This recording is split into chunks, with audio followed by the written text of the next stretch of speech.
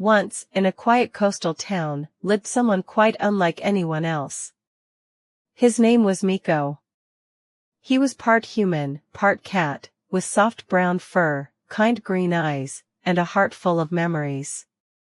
Every evening, Miko would walk to the shore, sit on the same rock, and watch the sunset. Not because he loved the view, but because someone he loved once sat there too. Years ago, there was a girl named Lila.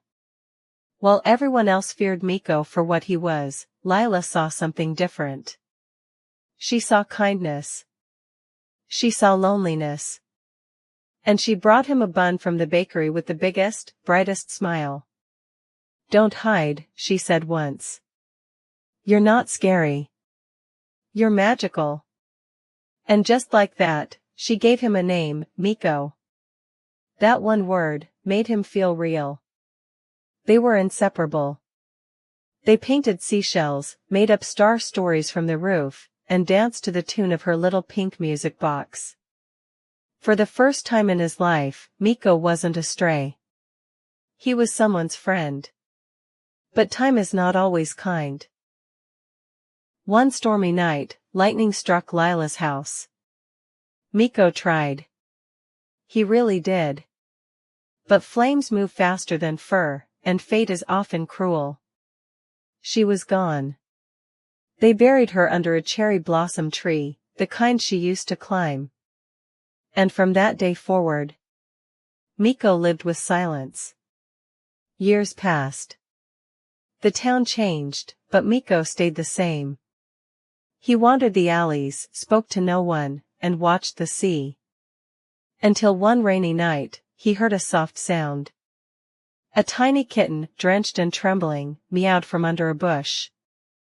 Miko wrapped him in his red scarf and took him home. The kitten had bright blue eyes and oversized ears. He didn't speak, but he purred. And for Miko, that was enough. He named him Pip.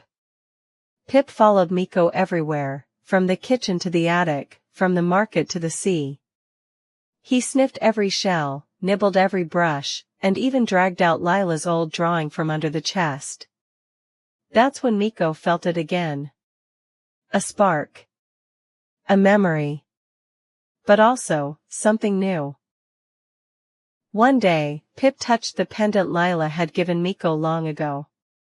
It glowed softly. And Miko swore, for a moment, he felt her hand on his shoulder. They visited her grave together. And when Pip placed a painted shell beside Lila's, Miko knew, he wasn't alone anymore. Some in the village still stared. But one woman smiled, and a child offered Pip a flower crown. Light slowly returned. Miko began telling stories again, stories Lila used to tell. He'd whisper them to Pip as they curled under blankets. They wrote letters never sent, laughed under stars, and let the wind carry their laughter back to the sea. One day, Miko placed 2 pictures on his shelf. One of Lila. And beside it, one of Pip, asleep in his arms. The house wasn't dark anymore. It was full of life, of music, of purring and hope. And though Lila was gone, she lived in every step, every shell, every story. On one final evening, Miko and Pip walked the beach. Their shadows stretched long behind them.